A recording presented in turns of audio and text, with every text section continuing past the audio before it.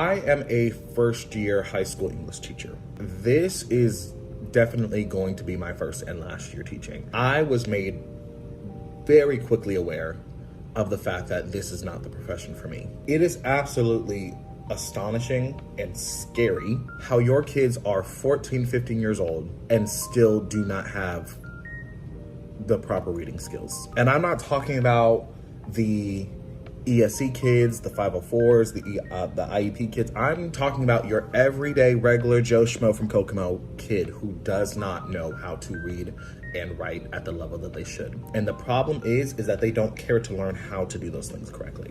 I can't teach the class because your kid wants to be a disruption, because your kid wants to be on their phone, because your kid does not give a flying about their education. The problem really, yes, the problem is your kid. The problem is also you as a parent, but the problem is also the administration who continuously makes these stupid excuses for these kids' bad behavior. Why in the world are you still talking about COVID? Every time these kids act up, it's always, well, they spent 2 years in COVID. So did everybody else. That was 2 years ago. At what point are we gonna stop blaming COVID for these kids' bad behavior? At what point are we gonna stop making these excuses for these kids? They are the problem. When you are stopping your teacher from being able to teach the entire class because you don't wanna follow directions, that is a you problem. And the thing is, the teacher will always get blamed. Every single time. It's always the teacher's fault. The teacher can't manage their classroom well.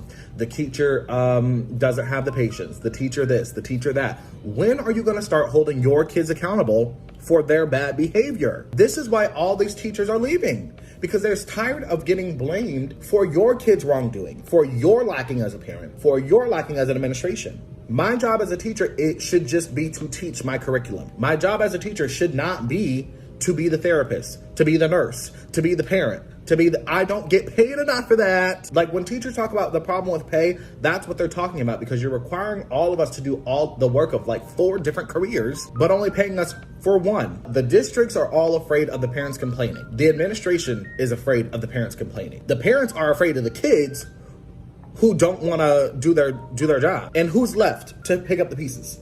The educators, the teachers. Because if these kids fail, y'all are gonna make it seem like, well, the teacher wasn't doing their job. It's the teacher's fault. No, it's your kid who came to my class, sat there, twiddled on his phone. She wanted to sit here and talk to this girl, do everything but what they're supposed to be asked. And I cannot get them to do their work because they don't care. And they know you're gonna make excuses for them. And that's why they continue to do the same things that they do. When these kids get sent to ISS, for whatever the case may be, you know what happens? Nothing. They just sit there on their phone or sit there on their laptop and do nothing.